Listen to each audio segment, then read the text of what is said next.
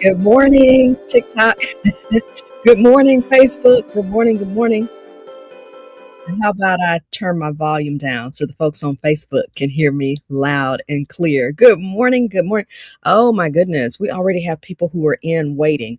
But I'm not deceived. I know why they're here and I know why they're waiting. So without further ado, what I'm getting ready to do is to introduce you to one of my friends. We've known each other for years in the church space, but never really had an opportunity to talk. But you know, the beautiful thing about social media is that it connects us in ways that we could never even see. So TikTok, you have to listen in from afar, at least for now, until I figure out how to loop you all in directly to StreamYard.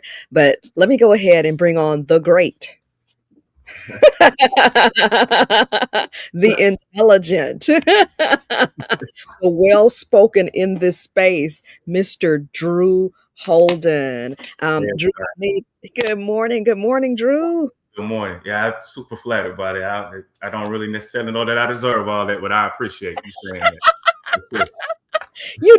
You do, because I have had a respect for you from watching from afar, and we actually have another one of my friends who's tapping in, and we're gonna give him just a few moments, and he's tapping in this morning too. I'm so excited. I'm so excited to be able to have this conversation. And Kisa is listening, right? TikTok, you'll just have to kind of listen from afar. I'm gonna work out my technical issues to be able to bring you in a closer manner, but we want you to have the floor, Mr. Drew Holden. Can you tell people a little bit about what you do? And we have Mr. Larry Williams on deck too, so I'm about to bring him on board as well.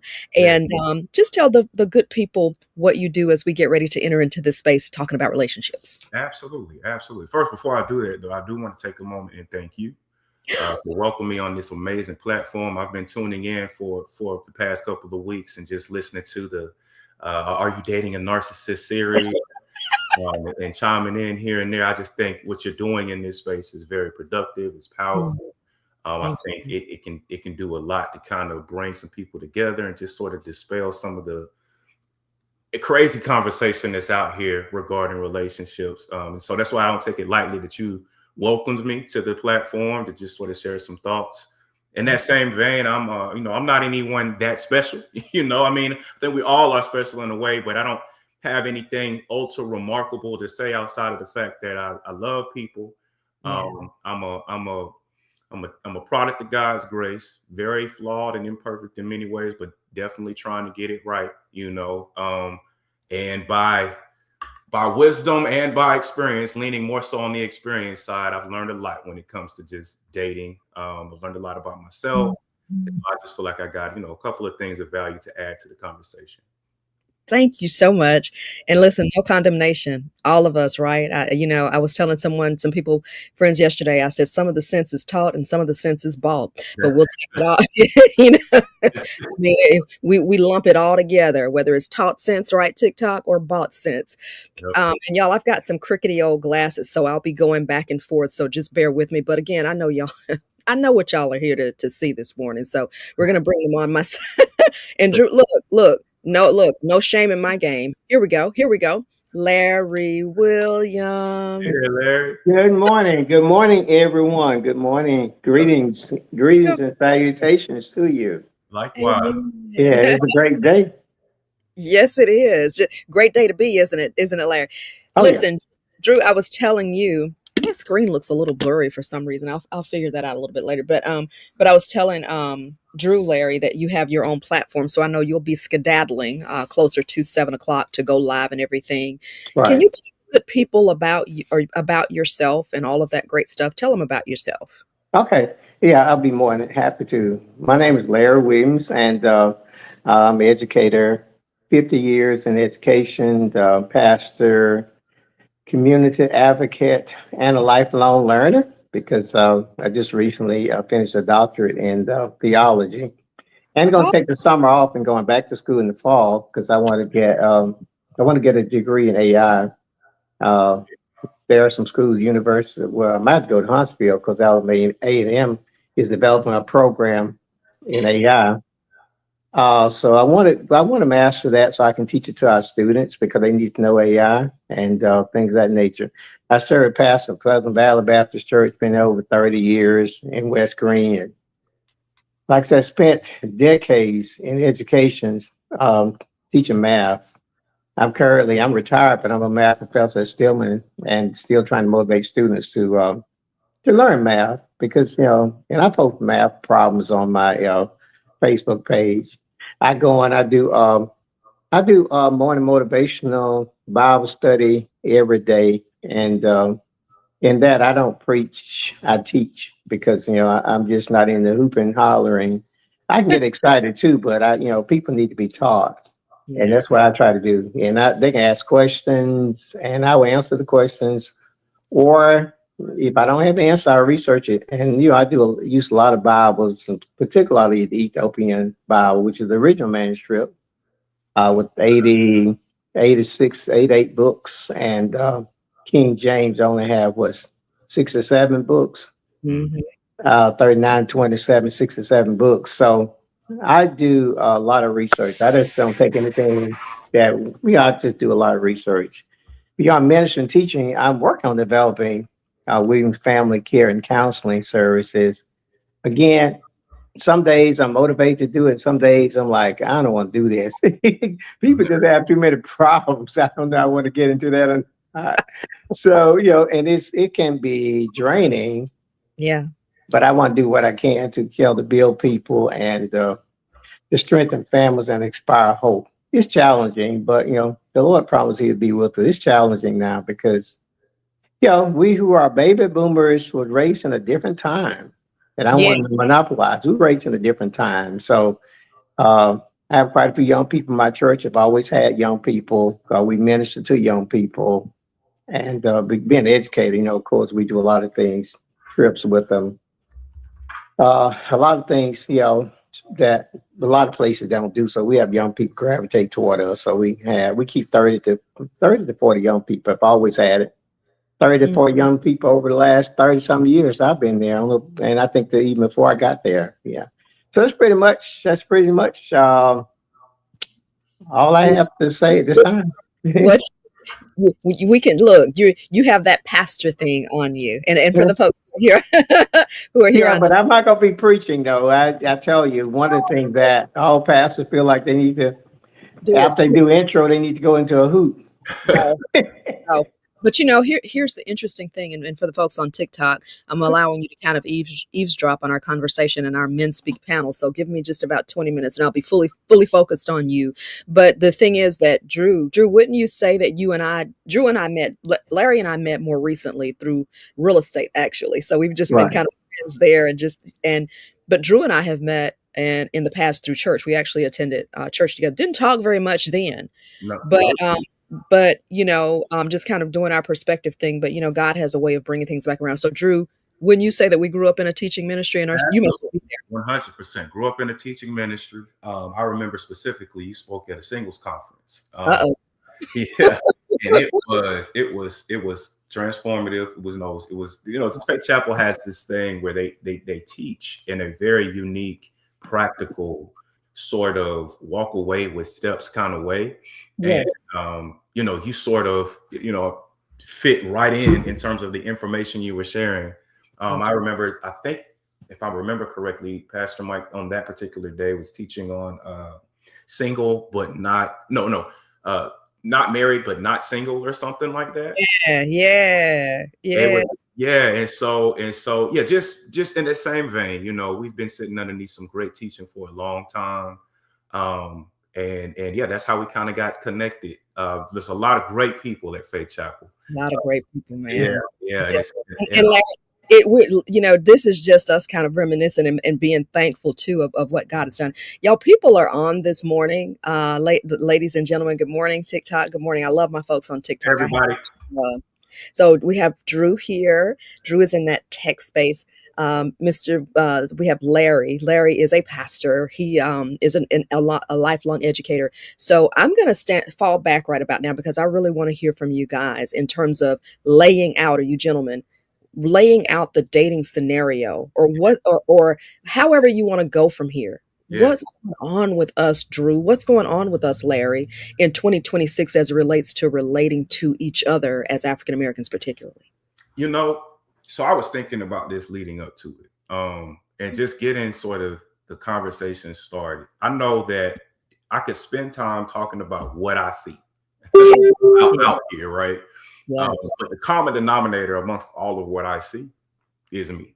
Um, and Mm. at the end of the day, sort of the only sort of things that I can control is myself, and making sure that, when right opportunities of any relationship come my way, business, romance, that I am in a state of maturity and preparedness to be able to navigate that relationship well for whatever outcomes that we're looking for.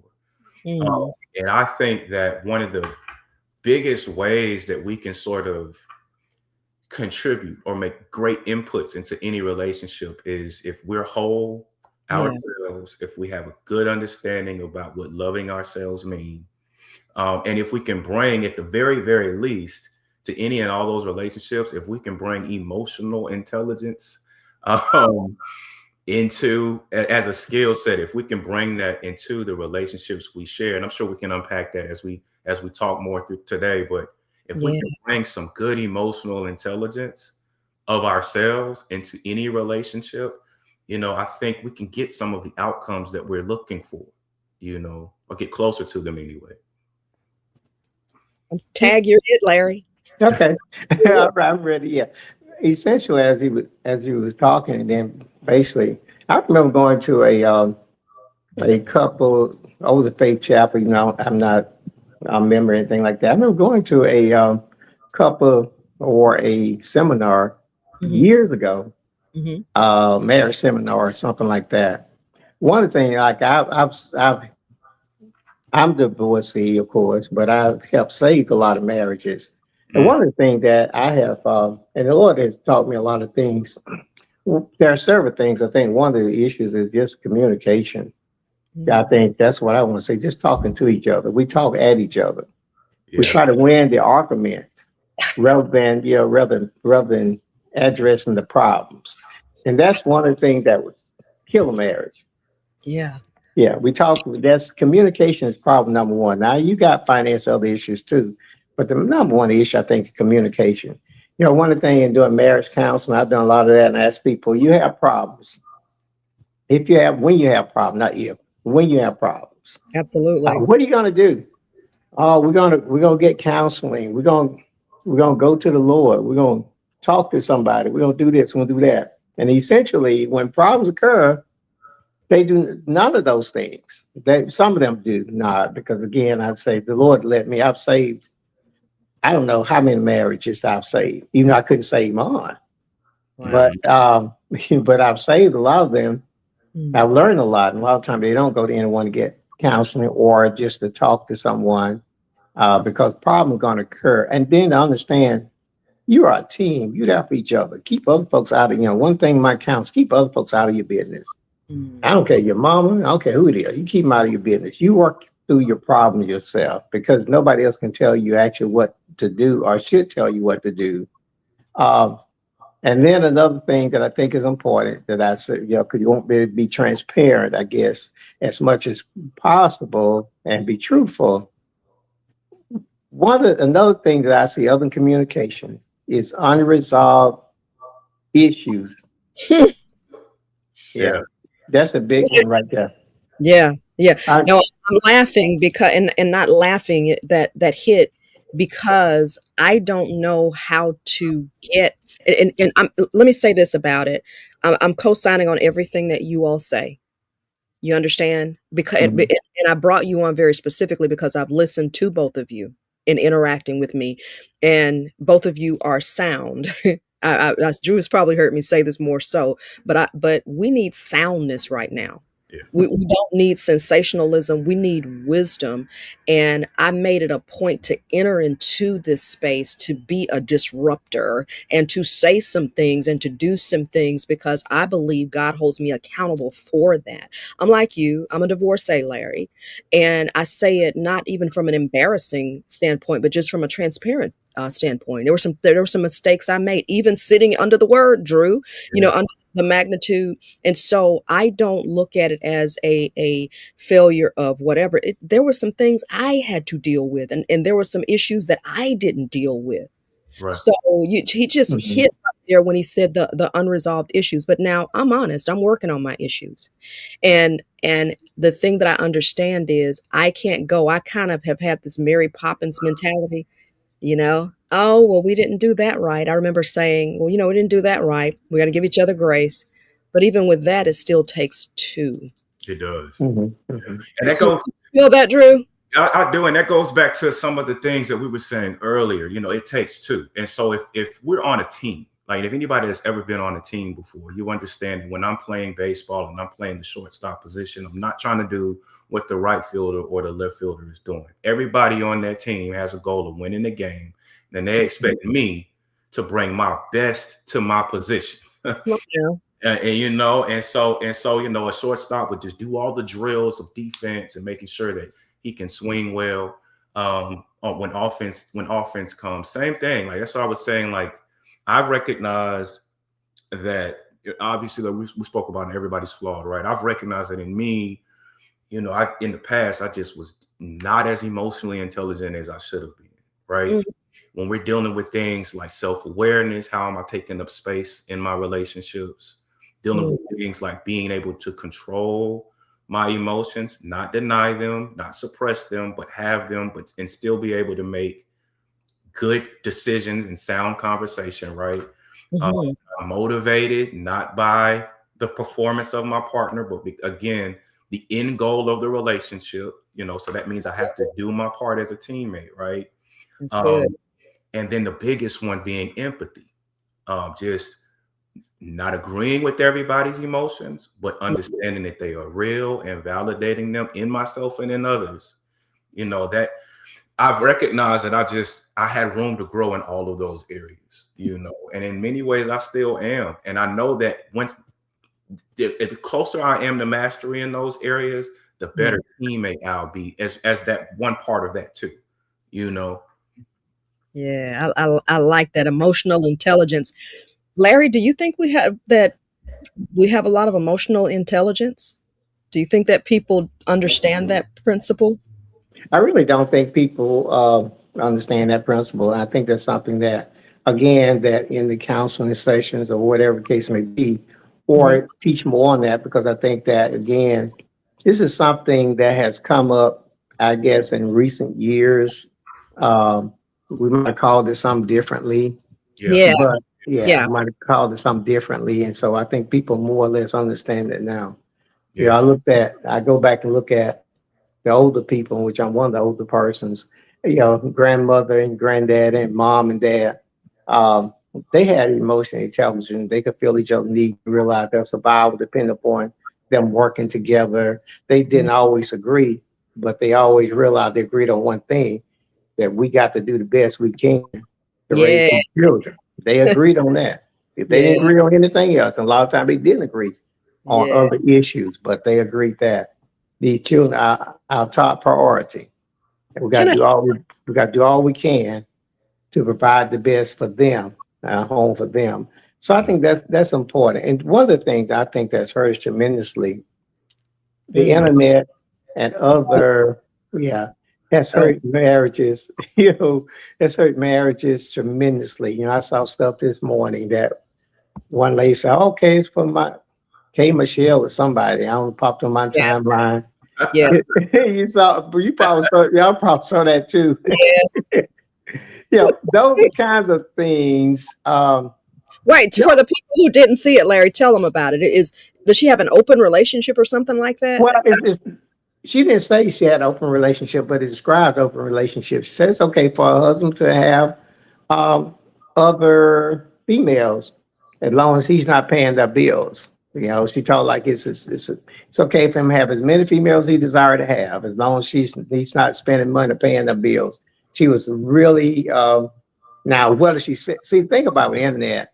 Right, that We part. don't, yeah, that part. We don't know if she said it or not. We don't know Yeah, if she said it or not. Right. But, and that's the sad reality. And thank God we didn't have internet when I was growing up. But, there's so much out there. You don't know what's true and what's not true. And that's see, right. The thing that concerns me, again, I work with young people in the church, work with young people in the schools, in the colleges. They're young adults, but they still young people. Um, they don't know what's true and what's not. I talked about in church about a poly relationship. I mean, I talked about that. That's not something that God wants. I said, I know you see it, young people. You can't help but see it because You said you it's said all you said poly. relationship. Yeah. Oh, I said, Yeah. it's all over the internet, so you can help but see it. I said, but that's not the way God wants things to be. One man, one woman. So I want you to hear from me that I don't agree with that, and that's not of the Lord. mm, We have to find ways to address something that's some now parents ought to do it, but yep. being in any forum we can, we have to find ways to address these issues because our young people are getting a very distorted view Yep. of what marriage is. And it's hard to erase that when you've been looking at that since you were an impressionable child. That's a difference too. You've been listening to that. Your brain, actually, young people up until they're 26, the Yes. brain is still developing. Yes. The brain is being rewired. Yes. So a lot of things we see is not really surprising to me because the brains are being rewired or programmed for this kind of foolishness. And the people that invented this stuff, they knew what they were doing. They're not fools now. They were very intelligent. They knew exactly what they were doing. That's it's Yeah. social programming. They know exactly. And we fall hook, line, and sinker. You're putting your baby in front of reality TV. All you see is women fighting. All you see is women taking a glass of wine and throwing the glass of wine. You see movies in which we purport and we promote violence against one Right. another. Because Larry and Drew, I wanted to ask, do I ever see any movies that show positivity in Right. the American community? Drew, you're the youngest one here, so Yeah. you really have to deal with that, and you've come out sound. But I know this is what I saw on your social media. You Yeah. have a great foundation with your mother and your father. I was going to get into that because it's not just young people. I think it's an epidemic that's going on as a result of just social media and just people having access to other people's lives at their fingertips. That invites comparison. It invites a lot, and you start trying to write your story through the lens of other people's stories, and it's very problematic because you can't really necessarily parse that from like, okay, that's their reality.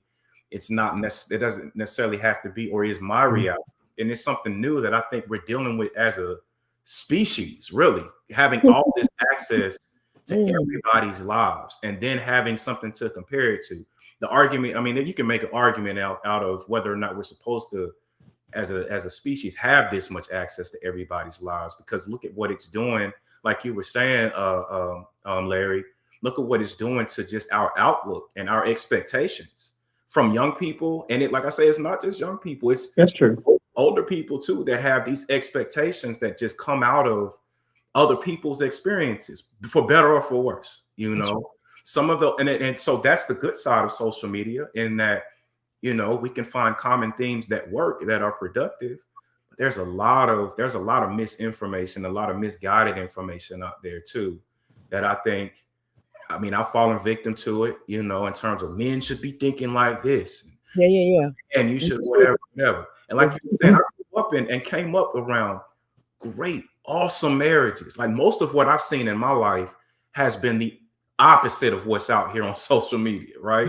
Yeah, But if yeah. you listen to it long enough, as we know, as the principles state, if you absorb and consume that information long enough, it will start to warp your reality, or your expectations. You just got to be very careful over that, you know? What about relationships, Drew? And I want you to can you springboard off of that into relationships? Like, what are the biggest issues that you're seeing, or what is something that you want people to know? And then, Larry, you come behind him because they want to hear from you all as from a male perspective.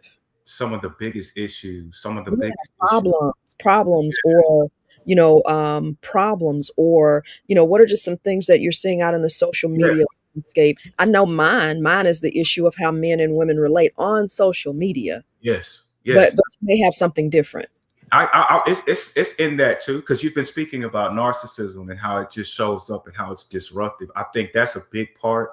I don't think people are intending to be, myself included. I don't think we're intending to be super self-centered, right? Because there, again, I think I've heard you say before too, that there are times where you need to be selfish, and you need to prioritize you. But I think some of the biggest things, they all sort of find their root in, you know, if you're in a relationship, there are kind of two goals going on. Mm-hmm. One is you're wanting the relationship to be beneficial for you and have some sort of positive outcome for you as a person, right? I said two, I meant three. The second is you want to be able to serve the person that you're with so that things are they can get the outcomes that they're looking for. And hopefully everybody has similar values and goals and desires, right? Mm-hmm. But I think thirdly, sometimes what we lose sight of, especially if you're moving towards covenant or you're in a covenant, is that it's about the relationship and less about the two individuals. Mm. And so doing the work, as again, I was saying, the goal of the baseball team, we got to win the trophy. Yeah. Right? Everybody has their parts, and we're going to discuss and complain about what people are not doing and what people are doing well. But at the end of the day, the goal is the goal outside of us as teammates. Yeah. We can't achieve that goal unless we're working together, right? And so that's what I think I see some of the biggest things are. It's just we lose sight of the ultimate goal sometimes. And that's speaking more so towards covenant. Never been in a covenant before, but I can see in principle how some of those things bleed out into just dating and romance spaces too. And in my of course, yeah. But we appreciate your opinion because there's some wisdom there. Larry, I know it is 7 o'clock. Yeah. I know your Bible study. Yeah, probably after this I probably get off. No worries. But what I perceive is that the devil, and again, this is not talking down to anyone, but the devil has caused people to have not a humble spirit, but a prideful spirit, or an exaggerated spirit themselves. And to give a case in point, I have a couple of wonderful ex. But one of my ex said to me one time, I am a trophy wife. And I didn't know what that was. I had to look that up. I'm like, I mean, what? I'm serious. I was naive. I'm like, what's a trophy wife? Yeah. And I won't, I had to look that up. So what's happening is that, marriage is a covenant. Okay. And what God wants to do is humble ourselves, because marriage to me is like a spiritual thing. It's spiritual. It's more, people just take it now so lightly. If you get into it, don't work, you always get out of it. That's right. So you go into it without looking for an open door. It doesn't take much for you to find it. And you just, I can't deal with this anymore. You don't even attempt to deal with it. But that's not what God wants us to be, and what God wants us to be. We should not take it lightly. The Bible said don't take it lightly, but we do take it lightly. Man. Because we take it very lightly. This doesn't work out, I can always leave. No. I can always get a divorce. I can just get out of it. So, and the first thing that comes up, and there are going to be problems. There are going to be disagreement. That's just part of it. But it's something you have to work at. It's an everyday challenge, or it's a work in progress, or you got to always be doing something. And understand, we have to understand that. But the devil has caused us to have an exaggerated view of ourselves, and that is so much pride. Nobody wants humble. Wow. Oh, we're listening. Go ahead. We're just I just say no. Well, no one wants to humble themselves. Humble yourself before the Lord. He's going to raise you up, but you got to humble yourself. Humility, and that's why I saw with my grandmother, and I saw that with them, very humble. This is my husband. Thank God for my husband. He's a wonderful man. Always something positive. But today it's a totally different thing. They want to be. I'm a trophy wife. Yeah, I've dated many. I've never had a female ask, to pay for a meal or even leave a tip. Not that they have to, and I probably would say no, but I look at it's a sense of pride, sense of, humility. You're supposed to serve me. We're supposed to serve each other. It's Yeah. not one way. Yeah. And I hate that you gotta go, Larry, because you opened up something so because I want to get your opinion on the Okay, throw whole it out there. prize. If it's the guy the prize, the girl the prize, like you said, Oh. right, right, right. The elevated view of self. It's become a thing, and these sound like, again, going back to social media, these are like social media buzzwords Yes. started to bleed into like real life relationships and have people thinking like, well, if she don't do A, B, C, D, and E, she not treating me as the prize, so I'm out of here. Because Yep. say I'm supposed to be the prize. If he ain't doing A, B, C, D, and E, he's not treating me like the prize, so I'm out of here. Yeah. Do that in boyfriend girlfriend relationships, and sadly, sometimes it happens in marriages too. Mm. Yeah, in a lot of cases, it happens in marriage more than you can ever see. Again, I've done marriage counseling, and I know, I think all the ones I counseled, I think I was able to save all the marriages except one. And that was one of the issues that I tried to deal with. You're there for each other, humble yourself. This is a team. If the team win, everybody win. But if one person on the team is not playing their part or get arrogant, get cocky, our people do on team get cocky, and think that the team all revolves around them. Yes. The team is lost. The team effort is lost, and therefore you can't go up. If one person go up, everybody go up. If one Yes. person, yeah. So that, I think that's one of the things. And again, that comes as a result of social media. And that comes as a result of some parents teaching them that, you are a queen. I mean, I raised my two children alone because their mother was gone. And I told my daughter, I said, don't marry a man that you can't submit yourself to. Now, some women would not agree to that, but that's what the Bible says. Submit yourself to your husband, not somebody else's husband. And I said, don't marry a person that you could not submit to. As far as I know, until her husband was murdered, they had a great marriage for 25 years. Mm. But I said, don't marry anyone you can't submit to. I've raised her to me to be a good wife. I raised her to be a good wife, not, and she has a PhD, she has a PhD, she's a doctor, has a PhD, and I still raised her to be a good wife. That was my goal. I raised my son to be a good husband because the way the Bible say, but parents not doing that, they're teaching that your girls, if he's not doing nothing for you, what you gonna do, what you need him for? Yeah. You go out there and go and get the money, get the money. That's the big thing now, get the money. Yeah, get that job. Yeah. So that's the godly principle. Larry, Drew says you're cooking. Well, it's imperative that these things be taught because again, society has hurt us. The internet has hurt us, and parents themselves. Again, I was raised around good family. My husband, my brothers and my siblings, they all are still together. It's like it was like 8 of us, and they all still together. But they had good families, good principle. But it came from the patriarchs. It came from our parents and grandparents, as far as how you treat them, how you treat your wife, or how the wife should treat the husbands. And so, but today the teaching is different because one of the reasons you got younger parents now.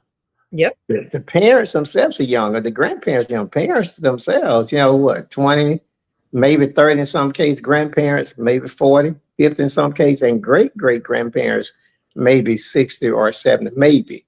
So what you have is a younger group of parents, and the teachings, and many of them themselves have not had a chance for the wisdom factor to set in. Say it.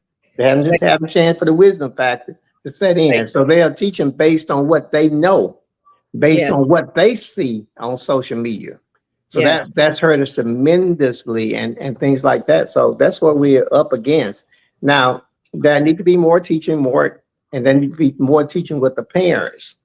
And some of them were rejected because, again, they're raised in a totally different settings. And their belief system is totally different but grandmother, when I came, my grandmother was like, I don't know, 70, 80 years old. So therefore it's different. Grandmother now 40 and 50. So grandmother herself, she's still out there, acting like a teenager. Yeah. So how's she gonna tell her daughter Yeah. or a granddaughter, how to treat their husband and like what your responsibilities are? They're not teaching them how to cook, how to clean. Yeah. When I was raised up, you learn how to cook, you learn how to clean this, you learn how to clean this house. You Yeah. learn how to do these kinds, learn how to take care of your man. Yeah. You take care of your man. The secret to a man's heart is his stomach. You guys know how to cook. But those kinds of values are not being taught anymore. You got don't you cook anything? You got you got these Uber yeah. Eats. Yeah, you got these places now. So men are brag about the fact I can't cook. I'm like, Uh, that's nothing to brag about. but here's the mind shift. They don't they don't want to know how to cook, because if we can go and sit in a boardroom, and if we can learn how to put together a complex plan. Come on, Drew. You and Drew, I'm gonna come around to you. Mr. Larry, if you need to go, you let me know. You tap out when you get ready. Or if you can stay, or however you tap, whatever you need Okay. to do. Yeah, I understand. I'm gonna tap out because I have audiences waiting. They're waiting on you for your Bible study. We got to do it again, Got Larry. to. That was Okay. so good. Yeah. Yeah. Yeah, certainly anytime. I'm gonna be in touch. Okay, cool, cool. Okay, friend. Okay. Have Bye. a good I, one. I appreciate all you appreciate those who come want to listen, You've got it lit. You've oh, got it lit, Larry. an older guy talking to younger people Yeah, who and are because we need that. We yeah, do. Because we're missing that. We're that's missing true. that system. And I think I'm 50-ish. I'm 50. I'll be 54 in a couple of days. But but I grew up around grandparents. I sat with my grandparents when I was 5 years old, asking them questions. They used to laugh at me. My grandparent was in her 50s when she had me, and so my dad, they always shuffled me to her. So I came up learning how to bake. I came up understanding how they think. I would ask them questions. That's nothing but God, and that's not knocking anybody else. Because sometimes you got people 10 years old, and they can, they have the wisdom from somewhere. But That's we're true. saying just in general, we do see some things that there has been a lapse somewhere. So, Larry, thank you so much. And Okay, thank you for the invitation, and y'all oh, be blessed. okay, Thank you too. We'll Okay, come back around. And okay. to you, Larry. Bye bye. Bye Bye. bye. Let me log off. Okay, I got you. Bye bye. Keisha, can you finish that thought though that you were saying if we can go to the boardrooms and if Drew, we can Drew, Drew. Because I'm gonna come right around to you, because there is nothing that we cannot learn. And we are in the age of information. We're in the age of over information. And the comments are lit up. Y'all in these comments, bear with us. I appreciate y'all, Denise, KG, Pamela, out my heart. Thank you so much for tuning in and talking. But Drew, the issue I have is what he said in that humility. And listen, let me be transparent about that. I had to learn humility. This is a learning process. You understand? I had to learn what it looks like. I mean, you know the word humility, but what does that look like, and how does it show up in a relationship? right, And can I be different? Can I humble myself to say I'm okay? I'm not the chick who's gonna run around talking about I don't need a man. I'm yeah, not that chick. I'm single. I'm not, but I'm also not the chick who's gonna put off everybody I approach. I tell guys, y'all are safe with me because you're gonna be my friend. I'm not mhm, trying to go and put myself in any situation. I trust God. I may be the person to hook you up with her. yeah, I'm yeah, okay with that because I trust God. But all this, I don't cook. I don't know how to cook. Nah, you don't understand the value of what that can bring, and you can learn anything else. You can learn complex hypotheses. You can put together projects that are complex. I know I'm a project manager. But you mean to tell me you can't go to, they'll teach you everything on TikTok. If you want to go and do something with social media, learn on social media. It has closed the gap as far as learning goes, and it brings it right here to you. So no, it's not a matter of what they can't learn. I'm just being honest as it relates to the sisters. It's not a matter. So and sometimes it's the guys too, but I'm gonna yeah. choose with everything. It's the guys too. Yeah, you But know. that cooking part, and then I'm gonna tell you how special that is. I learned, I'm the person who cooks. And again, I remember coming up around my grandmother who, she went to the garden and picked greens, and she went to the garden and picked peas and had dinner that evening. So it was it was this nurturing your family. It was this natural, the healthiest way to do it. And then she could also bake you a German chocolate cake and all that kind of stuff. All that is instilled in me, and God knew what he was doing. But Right. also it's our history, Drew. Is part of that heritage of us as African Americans, where where we celebrate around food, where we fellowship around food. And it's not the food, it is what the food can do as it relates to bringing the family together. So Yep. when I know I'm doing something that I'm bringing my family together, when I'm nourishing my family. Yeah. I've always been the I was the wife who cooked. I may have all this other stuff kind of going on, but I'm gonna put a meal on the table, and it's not just gonna be pasta. You understand? It's not gonna be, microwave meals or whatever, but we can learn anything else. So it's a mind shift. And this is gonna be a tough statement. But if we don't want to learn, and if we know these are some of the things that can be a blessing, we're going to continue to settle and to keep and to score with the, I don't want to say losses, that's a strong word, but Mhm. we're going to continue to be without Without, yeah, or cause delay, or or cause delay or not have the best options that are available to us. If I know that I have a gentleman, there's some men who say, I don't care about you cooking. I can get in there and cook a meal, or I'll make something happen. But then what if you get with someone who says, "Man, I would love for you to cook. I mean, I love a home cooked meal. Whatever you could put on the table." Again? And let me tell you, because I had this conversation with my cousin yesterday. It's about learning, and this is what he told me. He said it's about learning what that man wants. that's it. That's it. But in that though, But in that though, because I'm listening. the themes we've been talking about, humility, taking Yes, accountability, we talked about being the best teammate you can be. yes, We when the person of interest comes into our space, nuance enters, and we are supposed to really learn and study the person, so I can figure out how I can best serve, and so that the outcomes of the relationship that we both want, we can get. yes. When that nuance comes, yes, you're supposed to study the person, but in general, Mhm. there are things that we know. Every shortstop, no matter what team that this shortstop is on, there are some general things Yeah. he or she's supposed to be able to do. And Mm. right. And so when it comes to the accountability piece, when I've recognized that in all of the teams that I've been on, Mhm. some of the same problems out of me showed up, like you say, Come on now. it's time to get the researching. It's time to, seek out the mentorship, the counseling, the coaches. It's time to read the books. It's time to figure out the why behind a lot of the outcomes that I'm getting, or the things that I'm bringing to the relationship. And so that's why I like everything that we've been sharing, because it's accountability, like accountability for my part, Yeah. accountability for what I'm doing to contribute to the good or the bad. And that's why I kind of spoke up about the social media thing earlier, because um you're learning something at some point. It's very rare that a person is just extremely idle and they're not processing anything. Mhm. So when the information we consume impacts so much. I understand consuming information from research purposes, but like, if all the podcasts you listen to are so leaning towards one way or the other, all the Yes. books you're leaning to are so leaning one way or the other, and you're not engaging podcasts like this one, streams like this one, right? Where you're Mhm. getting a very balanced perspective. I know, we know LP. Yeah.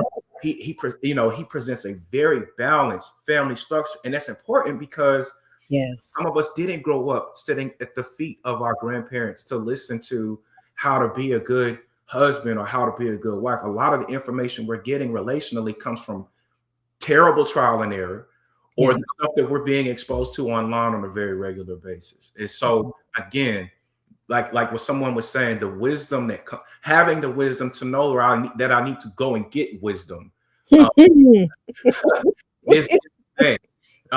Because even then, There are some arguments that say, you know, the grandparents of old, they stayed together, but those situations were toxic too, right? Yeah.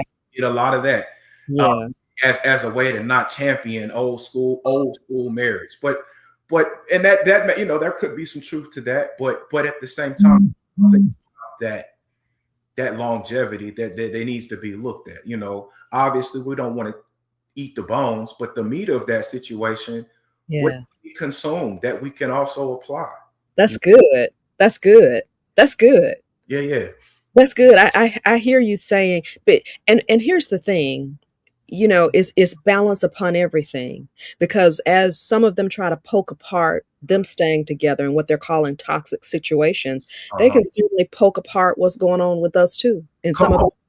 it, I mean, if we come on, Drew, don't you think it's balance? It's So balance. we can always destroy the narrative.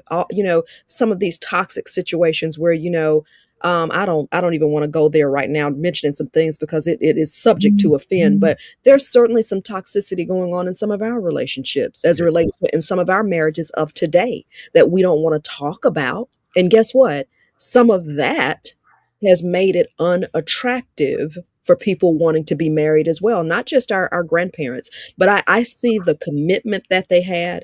I see the, make sure we're going to raise these children. I see that we're going to just let it take care of itself. Now we can all look at those situations, some situations, and say, well, man, that was just crazy. Yeah, but you can look at some situations today and say that was crazy, or this what they have going on is crazy. Open marriages. Yeah, date whoever you want. And Drew, let's talk about that. Yeah. Let me ask you this. There are when I mentioned, you talk about something to get my sisters up in arms with me when I talked about woo, Drew. When I mentioned the Meg the Stallion and the clay, it sends my sister queens like to the next level about cheating and all of that.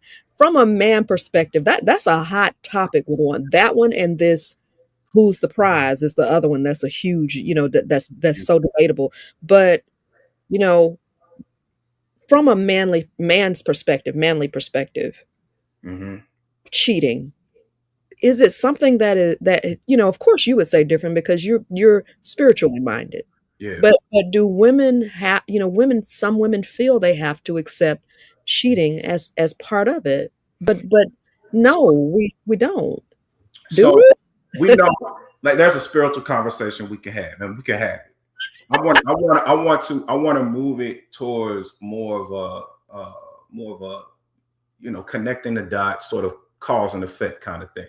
Okay. Um, you know, I think we accept things as a reflection of how we value and love ourselves.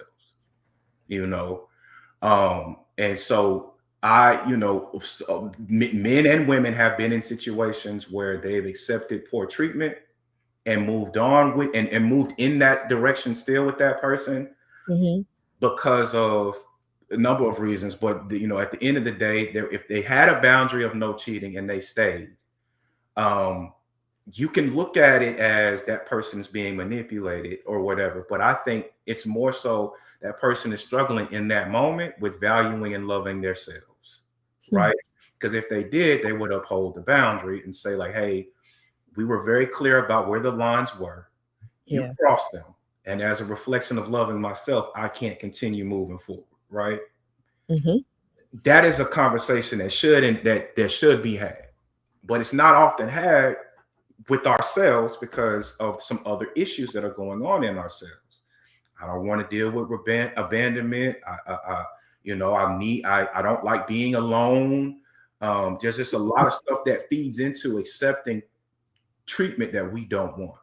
Mm. It's a good thing in certain places, but when it comes to those lines, those non-negotiables, we shouldn't be doing that, right? So that's a setup for me to say, like, if you are the type of person to accept that kind of treatment, you got to also be okay with accepting the effects. There are consequences that come with that. You Yeah. know what I'm saying? It's not necessarily spiritual. It's more so like, let's look at it from a connecting the dots point of view. Like, Hmm. there's a high likelihood that you're setting a precedence for further mistreatment if you continue to engage. Now, let's say, for example, you really love the person, you really wanted this, you already at the altar in your mind with this person, and they cheat. And you have to do the hard thing of holding the line. It's not easy because you might have people, the public have probably supported y'all publicly and all of that. Mhm. It's hard to hold that line, but I've always found to be very impressed with people that have a boundary and are able to stand behind it. Like, it's, to me, it's always impressive when you say, like, this is where I'm at with this. I can't allow you to continue to step over the line. You know. Okay, boundaries. Hmm.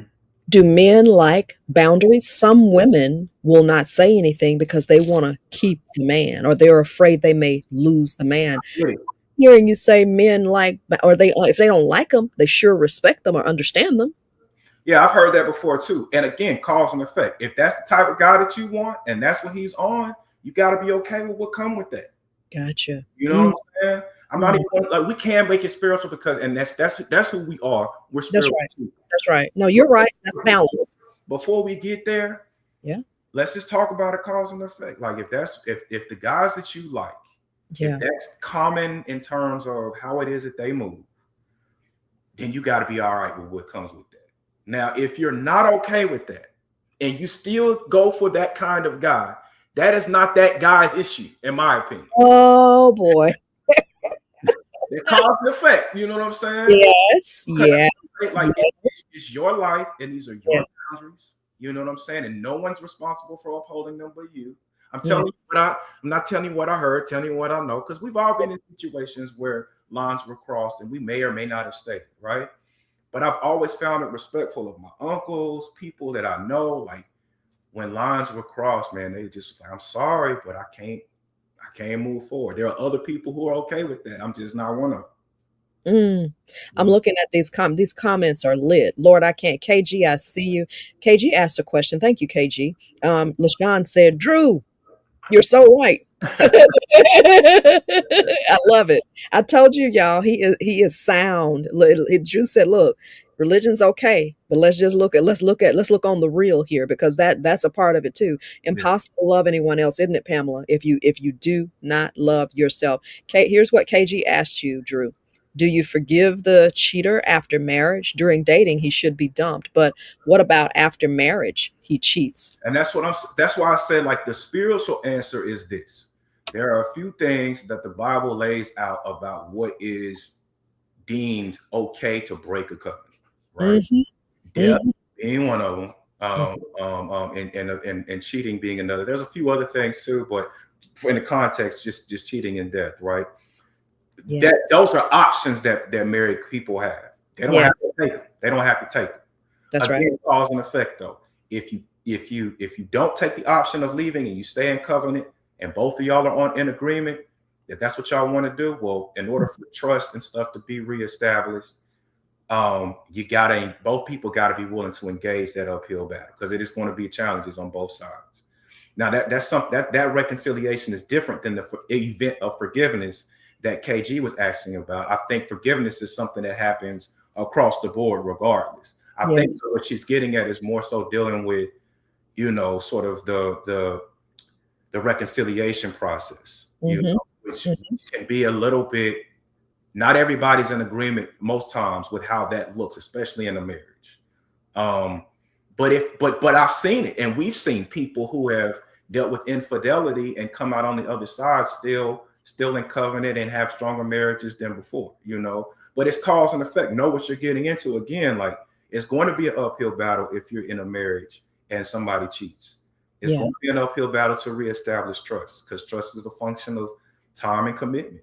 It's going to be an uphill battle, and it's going to be hard, very hard. Yeah. It's possible, Yeah. but it's also hard on the other side if you choose to split, as a result. So I know. Yes. I've Yes. heard I've heard choose your hard, right? And Mm. and God, and now bringing in grace in the spiritual, but there's grace for forgiveness, there's grace for reconciliation, and there's grace to walk through separation too. Um, Can I insert here to help somebody too, Drew? Can I insert an honesty story? Things are gonna happen in a marriage. Some people say, well, you're single, you don't you ha-. Yeah, I've been there though. I've been there in the marriage arena, and so I kind of see out of and speak out of both sides. So as it relates, I'm always going to lean, there is the natural, because like ideally, you get married, Drew, ideally you don't have to deal with cheating, ideally you don't have to deal with, with some of the things, if we know what the Bible says. Yeah. But I I know that if for those of my friends who are spiritual, who do believe in a relationship with God, God will guide you in the midst of that, because God knows the heart of that man. God knows the heart of that woman.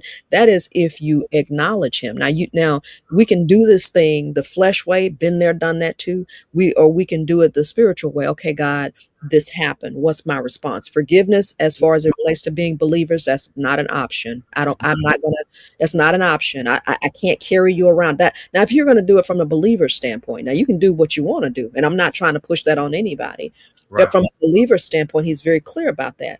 But I Very. will, from my personal experience, Drew, you did say that. You did say that, Drew. I will speak from my personal experience and say, God knows the heart of that man. So part of what I had to do is say, Lord, okay, that this is forgiven. What do you want me to do? I remember in one specific instance, the Lord's putting in my heart, they're going to repent. Mm. They'll repent. So it's not looking so I want you to understand that we don't know the heart of a man. We don't know the grace that's on a man. We don't know the grace that's on a woman to be able to stay in that situation, because the whole one thing about the Holy Spirit is that he sees ahead. God said, I'll guide you with mine eye, because I see around the corner that they're gonna have a change of heart. My God, he gave me that, and that person repented now and changed and said, you know what, you're right, this is not right, the behavior is not becoming of, et cetera, et cetera. Okay, great. But there was a patience that I had to have. There Yes. was grace that God had to give me to wait and see, this isn't lining up, but God, you got to give me the grace to be able to be patient, and to continue to be respectful and hopeful and loving Yeah. as a covenant. And then on the other side, I've also been in a situation where there have been issues, and I've prayed about it, because there was not the spiritual application, or we were just going two different ways. And I prayed and remained open. Listen, Drew, transparent moment. Uh-huh. Separated from my ex for a year. Hmm. And this is to help someone. Why did I do that? If there were some who were pushing me, you should go ahead and get a divorce. Don't put your life on hold. Don't do blah, blah, blah, blah, blah. That year, I listened. Man. That year, I listened. I open my heart to see what you want. I'm going to be transparent about this. See, let me tell you something, ladies and gentlemen. For some of you, you think it's horrible that you have not been married. Married is for mature Sure people. people. Yep. Marriage is for mature. If you're going to do this thing God's way, see, I can't see, even though I may have a record that says you didn't succeed in that, I know about acknowledging God, but I also know about my mistakes, even some of the mistakes I made while in there. So listen, I'm not going to put everything on that person. I just need to learn what I need to learn. I need to make the adjustment and move forward from there. But I also remember that year, Drew, day of getting ready to walk into the courtroom for this marriage to be dissolved, I got up. Lord, what do you want me to do? Is this what you want? Do I need to make an adjustment? What do I need to look for? What do I need to see? Has this person changed? Well, here is part of the revelation. If I'm up praying, and if I'm up thinking that this is finality, and this was part of my decision, transparency, I'm being transparent. Yeah. I'm up, and if I'm praying and asking the Lord, what do you want? And do you really want the dissolution of this? The other person, who is my spiritual head, they are up to, you understand, and they have my information. I've reached out to them. They didn't want to have a conversation. Hmm. So therefore, that's my answer. Don't allow me to walk in the court. Now, got in the courtroom, transparency, and the person waffled a little bit, because the judge, well, I hate this. Well, it's her. No, no, no, no, no. You know what? I didn't want her to shoot. No, no, no, no. You can't get me in front of a judge and play antics. Yeah. Understand? And plus we've gone into a room and talk. We can't play antics in front of a person. All you had to do was say, I really don't know that I want this. Can we at least have a discussion before we do? You understand? Yeah. So I was open to that, but again, and this is different for different people. I was praying throughout the process because to me, one thing I know about love, it puts pride aside, and you have to be humble. So we don't always understand the grace that's on a person, but marriage is for mature folks. Some of Yeah. y'all, some of y'all thinking I should be here. Should no no no no no. And Mhm, go ahead, Drew. I'll just sort of be a little transparent on that too. Having, like I say, seen great marriages and stuff. I know at a baseline. I may not know from practicality, but at a baseline, that is so true about marriage being for mature people, which is probably some of the reasons why I'm not being married. It's a point. It's just recognizing that it's just certain things that are critical for a marriage that maybe I'm not the most mature on right now. That could, and you want to put your best foot forward and actually not be problematic when you're thinking about marrying somebody. That's right. I want to call out something though that I've noticed that you said several times, Okay. and it was, and even though it was in dealing with the situation, I think it's applicable for everybody in life, but specifically in dating or in marriage. Is you took the time to say, okay, God, what should I do? How should I show up? Now, again, I understand that not everybody approaches things like that spiritually, but for those of us that are believers and have on some level a relationship with the Holy Spirit, I think there is something to just slowing down and asking God sort of, how should I go about it? Whether you're the cheater, whether you've been cheated on, whether you're Yes. the person who started the divorce, whether you being the person who's been lied on about stuff, like always taking the position of, or at least trying to remember, like, okay, God, it's chaos happening around me, stuff I can't control happening around me. Only thing I can't control is me. What do you want me to do in this moment? And there's not many people who are volunteering their will right now. And I haven't been the best at volunteering my will in the past and dealing with this situation. But in this moment, Yes. Yes. clicks, and the Holy Spirit can kind of jerk you, Yes. and it clicks, and it's like, okay, wait. Yes.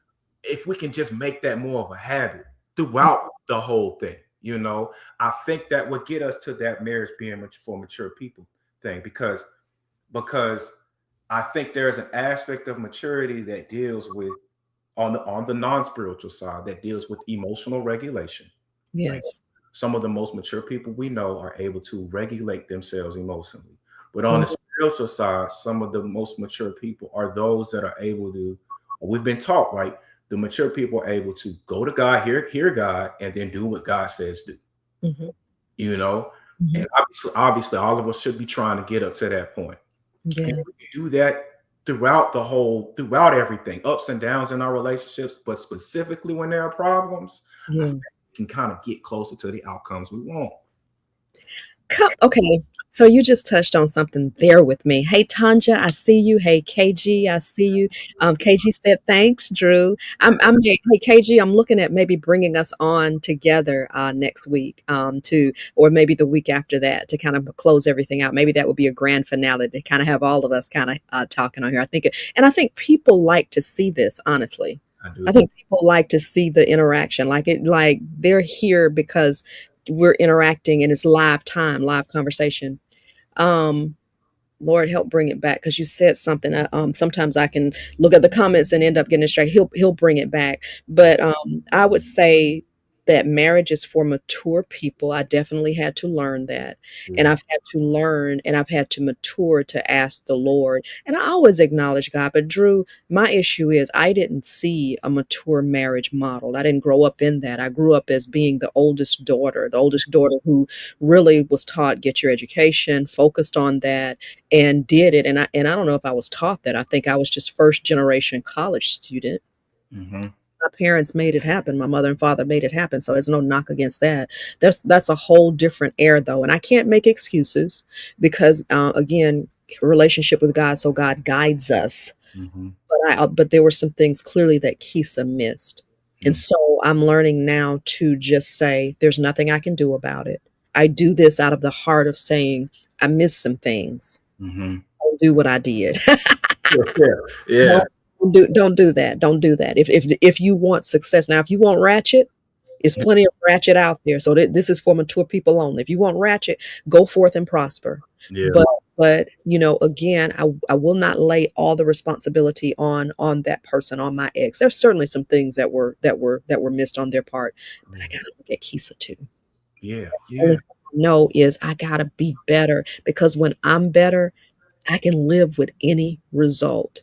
When I come and I show up as emotionally mature, when I show up as a partner, when I show up as a spirit-led person, when I show up as a supporter, when I show up as a mature woman who understands, in particular, and this is over in covenant. Now, I'm not talking about just dating, Yeah. but show up, in that serious relationship. When I show up in that marriage as someone who has an understanding, is praying about him, knows what he needs, because I'm listening to the Lord, but I'm also listening to the Lord and praying about me too.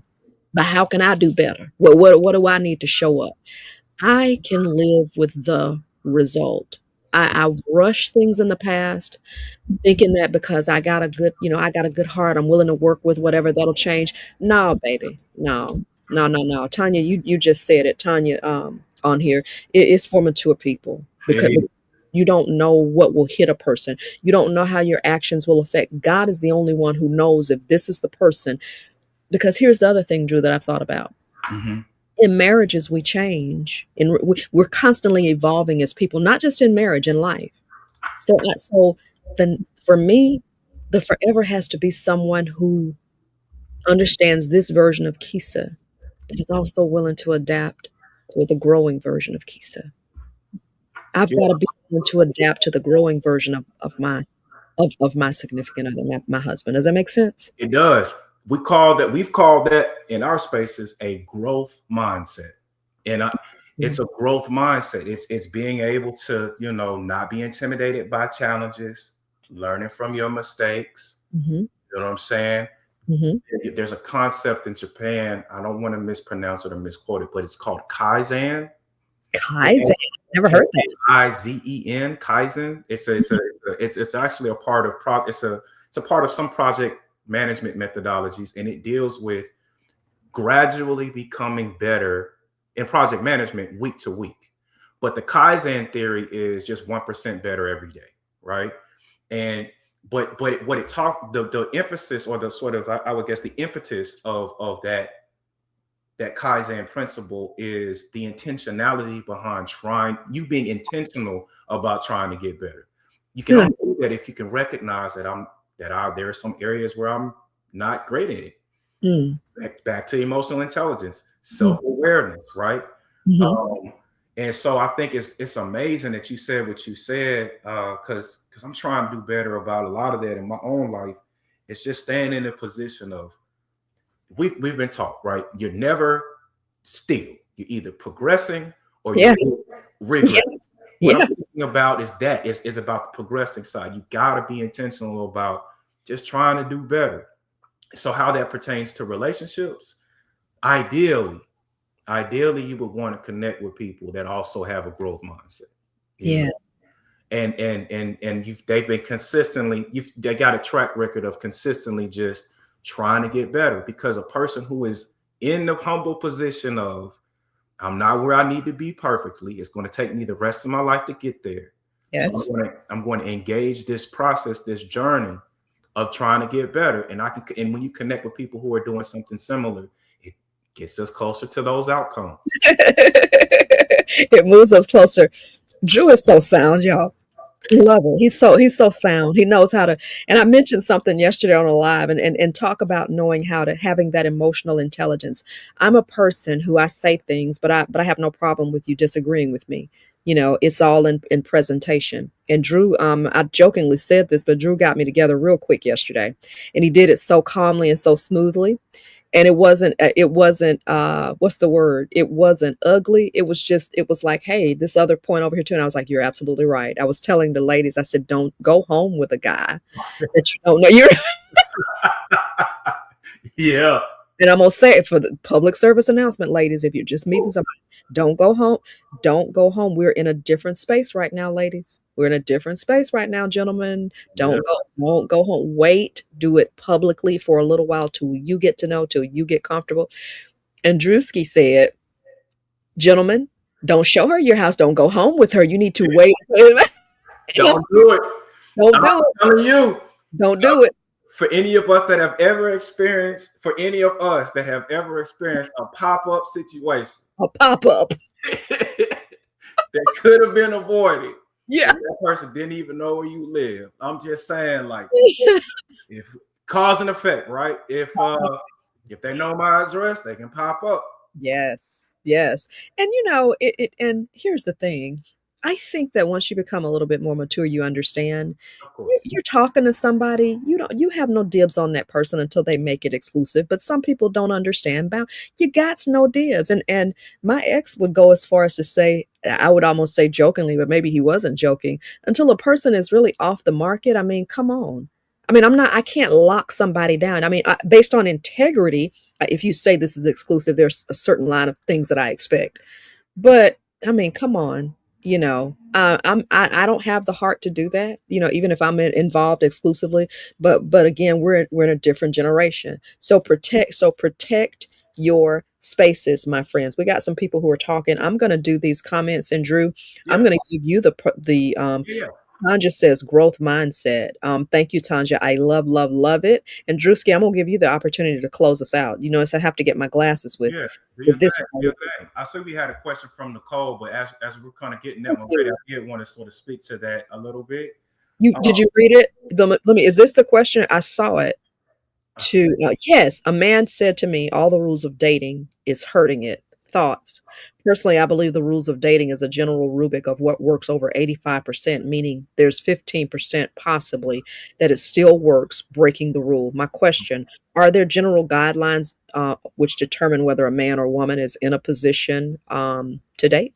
that's a good question, Nicole. It's a completely question. That is a great question. At that 80-20 rule, right? I guess the emphasis is if I myself feel like my 80% is good enough, I can step out there in the dating market. Yeah. Somebody will connect with my 80. We'll both never mind everybody's 20, and we should be good. I think there's probably some statistical truth to that. I think from a general guideline perspective, Mhm. my thing is this, and this is why I kind of said it to you earlier.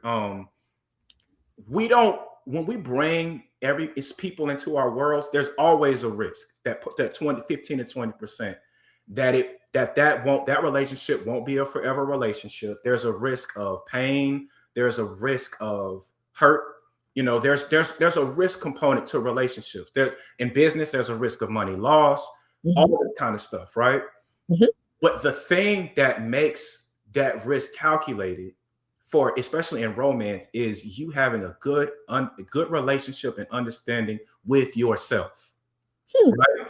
Because if I see a red flag, I spoke about it earlier. If I see a red flag, and because I value myself and my future, I'm going to acknowledge that red flag and move in another direction, even though I may want to, even though she might be a baddie, right? Or he might have heavy pockets, or he might be attractive, right? Yeah. If I love myself, I'm a slide. But if I'm struggling with that, I'm not going to recognize that red flag for the red flag that it is. And I'm going to, take the risk, and it might end up unfavorably. So my thing is like, if I'm gonna say there's two more points. My thing is like just doing the absolute best to love yourself well, so that I can, regardless of whether or not the relationship is a long-term one or a short-term one, I'm cool regardless, right? Yeah. That's one part. The other Yeah. part of it is realizing that even if you showed up and you were 100% everything that the other person wanted, they still got to choose you.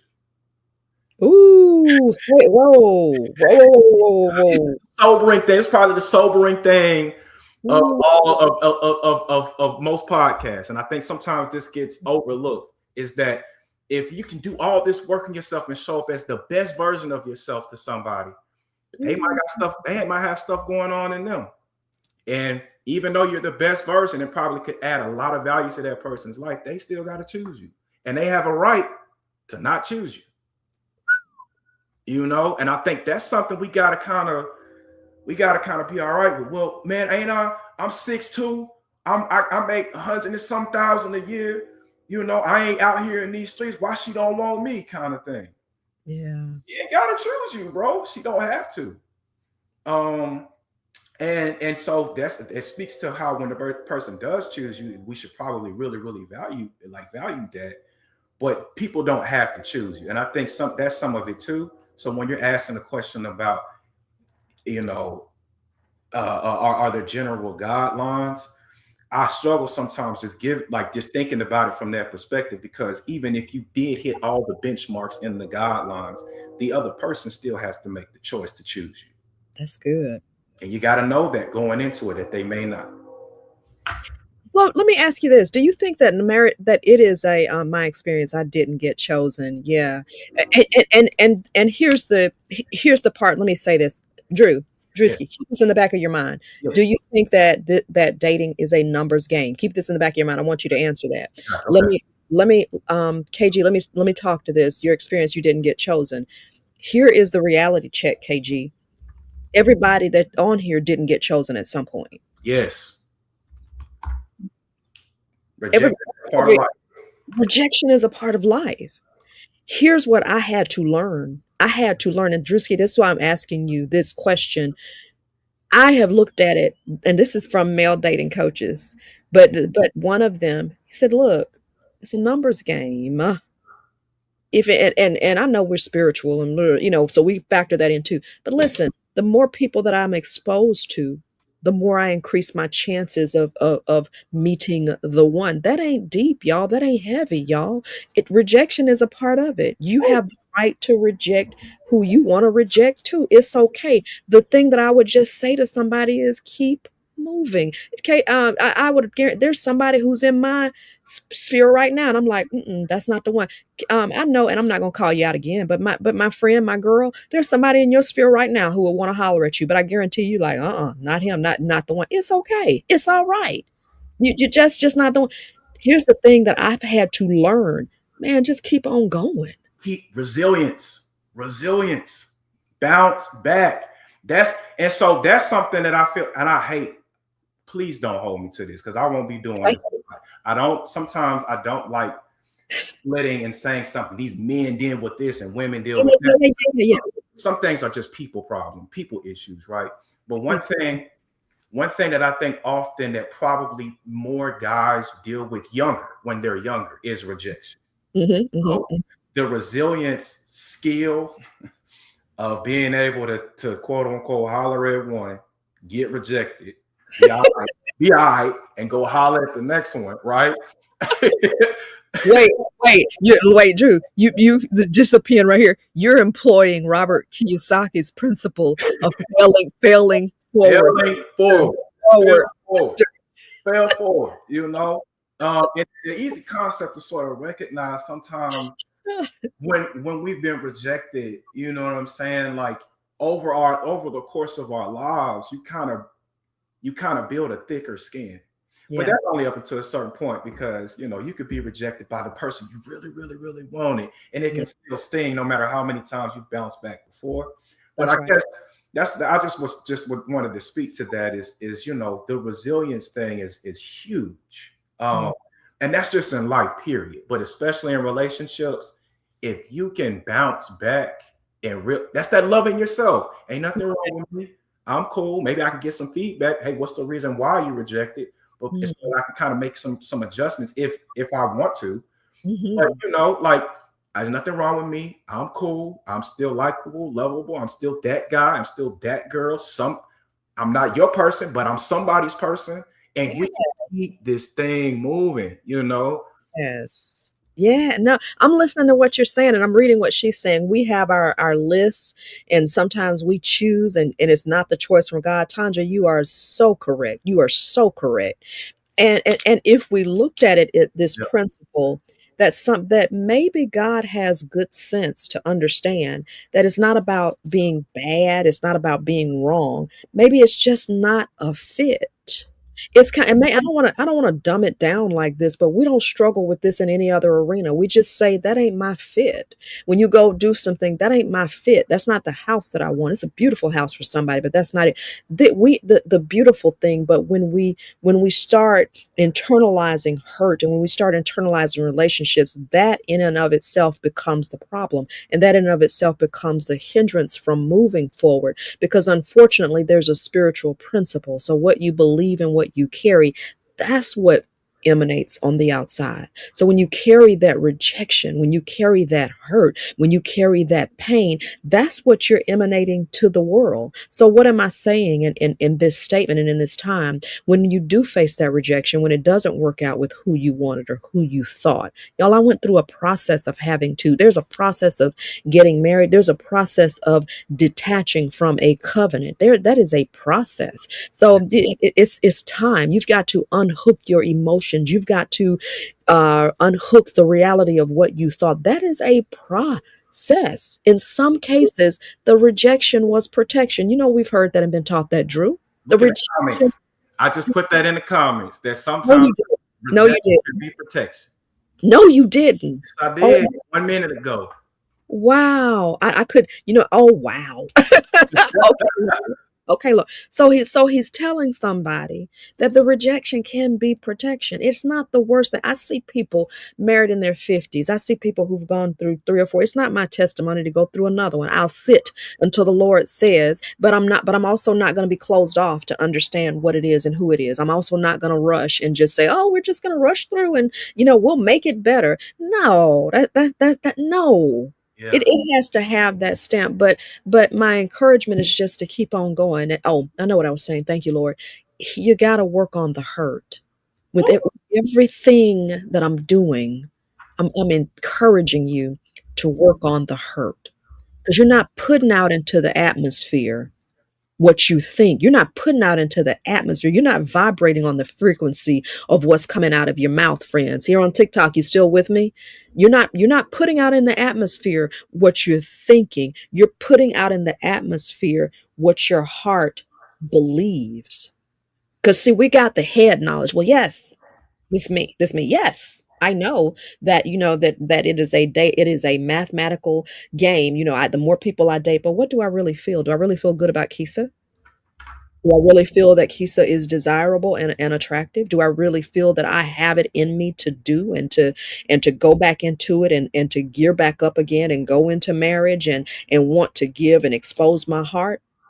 That took, I had to sit with Kisa, sit in the uncomfortable spot. Because when you sit in the uncomfortable spot, you're going to learn something about yourself and stop looking outside. Prophetically, I believe the Lord is really saying this to me right now. Stop looking outside for the validation. When you validate you, that's when He will come along and co sign on what you have created and what you believe, ma'am, and what you believe, sir. You Yep. don't go out looking. You don't go looking for the validation. And I have, and why is Keisha saying this? Because I've had to be taught this. I sit in this space. I sit in this space of dating. I sit in this space of healing and wanting to make a difference through this platform. You don't have. You're not going to see him like this. You're not going to see her like this. It's something on the inside here that's going to know something's changed. Something is different, and that's radiating. It's putting out a light. So some of you, the message that you need to remember from Kisa is go sit in that uncomfortable space. Come on. Why I don't have a man, why I don't have a woman, but go sit in that uncomfortable space and really ask yourself, am I okay? Am I okay? That emotional intelligence. See, Come it always connects.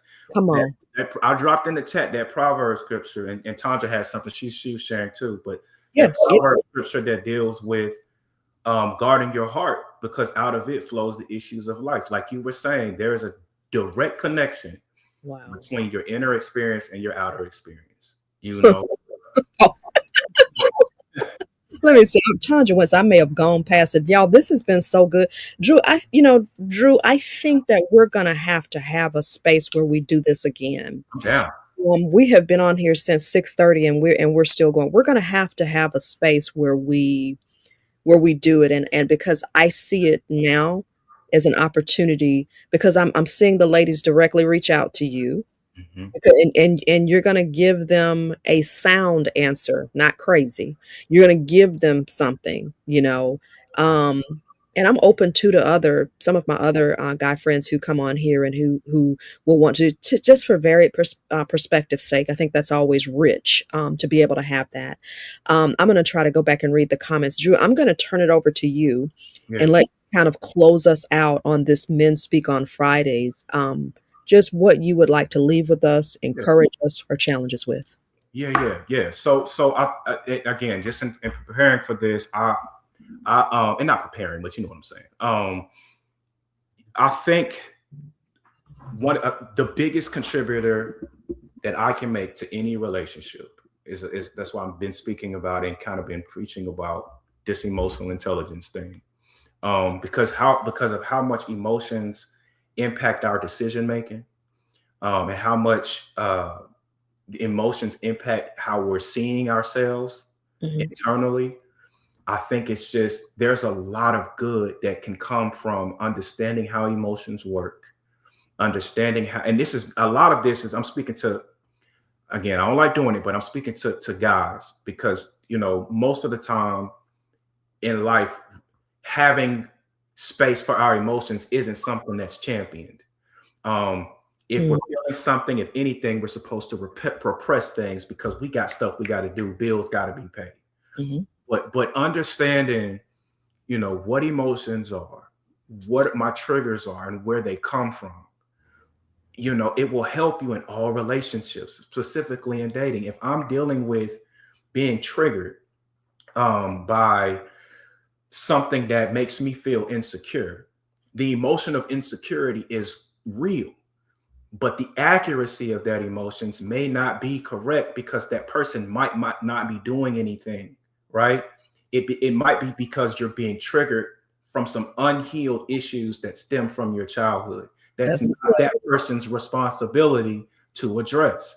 that's That good. person has a responsibility, if they're kind, to be there with you, to support you, and to validate how you're feeling, but they don't necessarily, and they're not obligated to agree with the origin of it, especially if it's misplaced. And so I think, we can, if, because that helps in our reflection periods after contentious conversations, right? Like, man, did I say that? The Holy Spirit can check you for sure. Not Yeah. saying it right, not doing it right, but the emotional intelligence piece helps him inform the why, right? Like, I may have been, you may not, you were too heavy handed when you said that, Drew. You were too forceful. Well, she, whatever, and you feeling justified. No. It might, that might not have been her, bro. That might have been because you felt insecure because of the fact that so and so did you dirty in high school, right? Mhm. And now she's probably dealing with the fact that there's some residue of that still in your heart.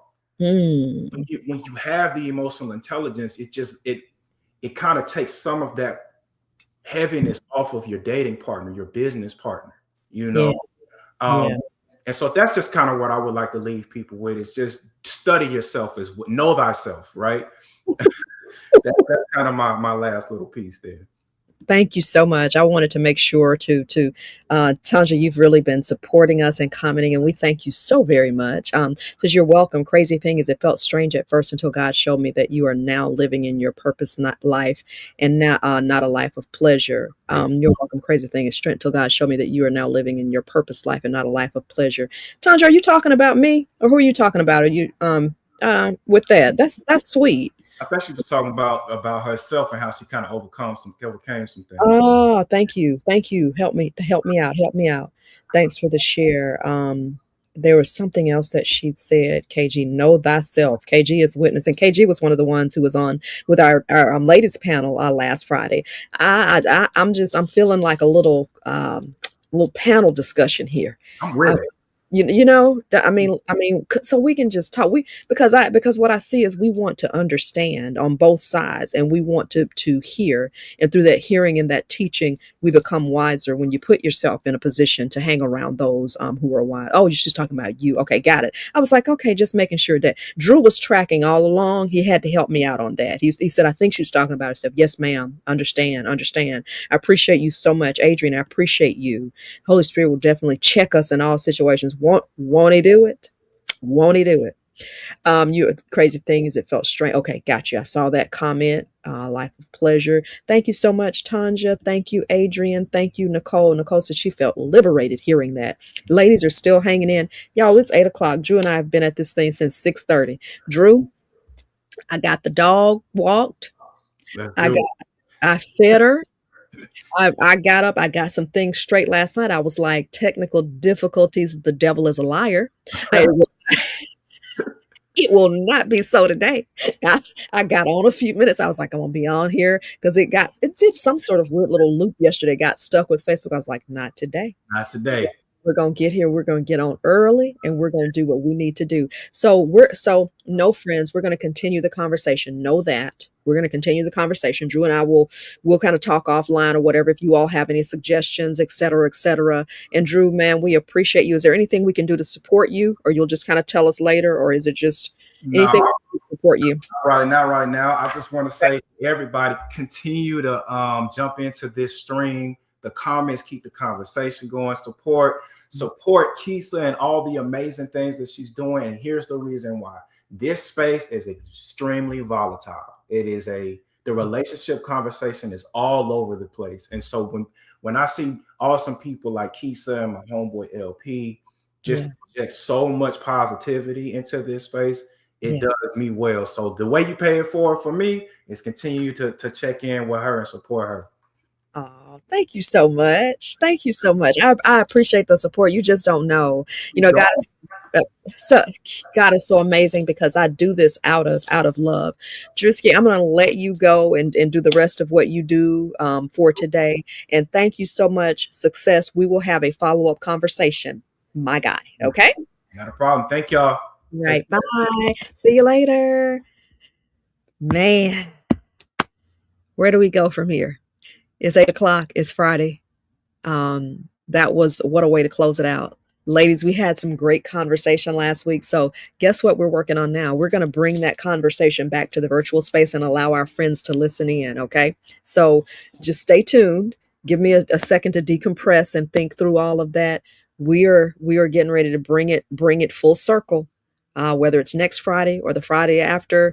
Some of you missed Larry Williams, who was on earlier, and Larry kind of brought us back, to that old school remembrance. He was strong too. Larry Williams, he's a pastor who's in West Alabama. So if some of you want to follow his platform, he does a daily Bible teaching each and every day. So he had to jump off a little early. So again, stay tuned. Again, thank you for the comments. Again, thank you for the interaction. Thank you for sharing your wisdom. I'm going to give you your time back on Friday. I'm heading over to TikTok. If you want to come on to TikTok with me, I'm at Kisa Shay Shay on TikTok. Kisa Shay Shay. Shay, SHA, by the way, is my middle name, in case you did not know that. For any of you who need to sit down and have a clarity call, all you have to do is message me clarity. All right. That's it. It's 8:05. All right. So have a great Friday. Whatever you need, let me know. We're going to continue the conversation in this space to edify you. Hang in there. God is not done with you yet. Be encouraged. You don't have to sacrifice and compromise who you are. Spend some time this weekend. Spend some time studying yourself. Spend some time really understanding what you're projecting. Ask the Lord to show you what you're projecting in this space. Ask him to show you if there's anything you need to work on, and then do the work, because that's going to get you closer to your goal of manifesting the relationship of your dreams. Ask the hard questions and be willing to do the work so you can manifest the relationship, the marriage of your dreams. Some of you think that you're waiting on God. God is waiting on you. God is waiting on you, TikTok. Imagine that. God is waiting on you to do the work. He's waiting on you to study thyself, to know thyself. You can have all the head knowledge, you can have all the statistics, but when you go home and you close the door and it's just you in that apartment, in that home by yourself, what are you emanating? What are you putting out into the world when you go home and it's just you? What are you consuming? Are you understanding how to be a more feminine woman? Sometimes men, I hear the conversations, the women, they want feminine women who are safe spaces for them to land. Is that something you're comfortable doing or being? These are questions that you have to ask yourself. Are you comfortable with that? Or does it anger you to think about being a feminine woman? Well, I just am who I am. I'm not going to change. I'm not going to do anything different. Okay. Well, if you're not going to do that, then you're going to continue to have the same result. You won't get a different result. And are you okay with that? Are you okay with that? And if you are, but just understand there is a man who is praying for someone like you, but he wants an evolved you. And some things that the Lord may show you may be practical. I'll give you a practical example about me. I'm an entrepreneur in this season. I don't report into a job. I report into the job of being an entrepreneur, of being a vessel for God to allow me to serve my community. I got up and I got dressed. I have on some jeans. I put on earrings. I put on a full face of makeup to do this. And I'm getting ready to go and start working and go out into the world. Because why? I'm not going to show up any kind of way. I never know when I'm going to meet the one. And men are visual. No, I'm not going to put on, a glam face. But I am going to put on some powder so I don't look dusty. So when he sees me, he can at least be attracted to what he sees. Understand? I may not be attractive to everybody, but I'm attractive to somebody. You may not be attractive to everybody, but you're attractive to somebody. Sit in that space and ask the Lord what it is you need to do. I'm going to head on over to TikTok, do some possible live coaching. If you need me, just simply inbox me. Okay?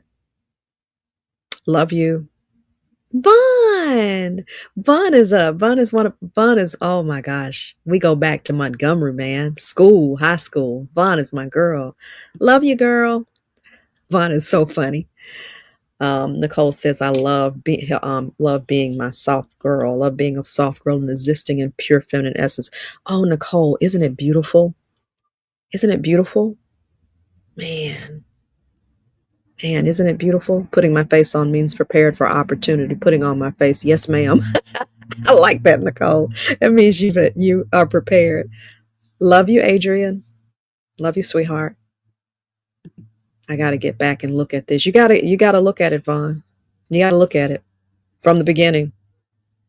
Had some good stuff on there. I love you all, ladies. I'll talk to you later. Have a great Friday, okay? I'm back on here Monday. I'm likely going to close out the week. I promised you through May on this whole dating and relationship items. And a couple of my ladies, be on standby if you'd like to join us. I would love to close it out on Friday. With a panel discussion with our women and men. Drew and Larry said that they're open, so I'd love to close it out. And TikTok, hopefully I can bring you on board where you can tap directly into the panel discussion. So I will figure out how to do that and connect it to this StreamYard by then. Okay. All right. I love y'all. Really, I'm gone now. I feel like a Baptist minister. Have a great day, sweetheart. I feel like a Baptist minister with like 10 closings. All right. So I'll see you all later. Have a great Friday. Okay. Bye-bye. All right.